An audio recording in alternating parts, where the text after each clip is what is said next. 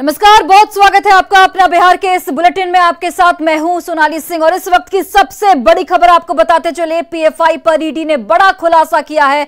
PFI के निशाने पर पीएम मोदी का दौरा था। पटना में पीएफआई की ओर से हमले की योजना बनाई गई थी। गिरफ्तार शफीक पर ईडी ने यह बड़ा दावा किया है। रिमांड नोट में ईडी की ओर से बड़ा दावा किया गया, जिसमें यह बताया गया है कि प्रशिक्षण शिविर का आयोजन किया गया था। इसके लिए हमला करने के लिए प्रशिक्षण शिविर का आयोजन किया गया था, जिसमें तमाम तरह के प्रशिक्षण भी दिए गए थे। पीएफआई के अकाउंट में बड़ी राशि आई थी। कई स्रोतों से 120 करोड़ रुपए की एक बड़ी राशि पीएफआई के अकाउंट में आई थी और पीएफआई के अकाउंट में विदेशों से भी पैसे आए थे। ये भी जानकारी मिल रही है। ईडी की ओर से ये तमाम जानकारियां दी गई हैं। ज्यादातर राशि कैश में जमा की गई थी। राशि जुटाने में आपराधिक साजिश का ये बड़ा खुलासा किया गया है।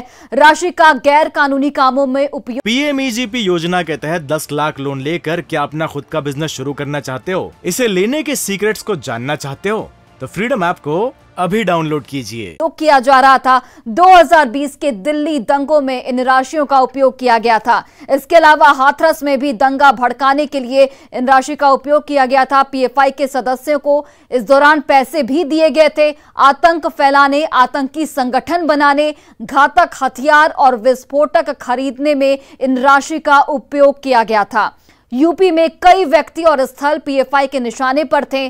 देश की एकता, अखंडता और संप्रभुता को खतरे में डालने की इनकी ओर से मंशा बनाई गई थी। इनकी ओर से साजिश रची गई थी। सांप्रदायिक सौहार्द बिगाड़ने की भी पीएफआई की ओर से योजना, एक फुल प्रूफ प्लान बनाया गया था। आतंकी पंपलेट तैयार करने में इन पैसों का उपयोग किया जा रहा था।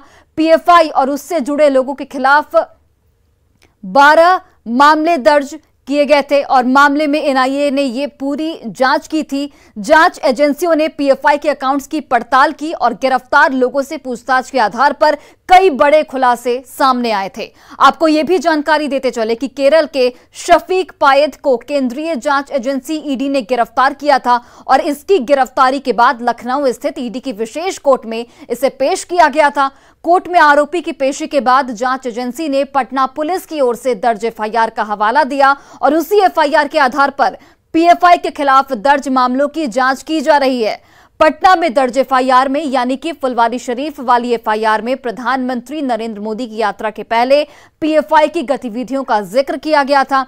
ट्रेनिंग और आतंकी गतिविधियों का भी इसमें जिक्र था, जिसके बाद ईडी ने मामले को टेक ओवर किया और अब ये ईडी की ओर से बड़ा खुलासा किया गया है और अब चीजें काफी हद तक साफ हो गई हैं कि पीएफआई की मंशा थी कि पीएम मोदी के पटना दौरे को लेकर हमला करने की साजिश बनाई गई थी। पटना में एफआईआर भी इस मामले में दर्ज किया गया था।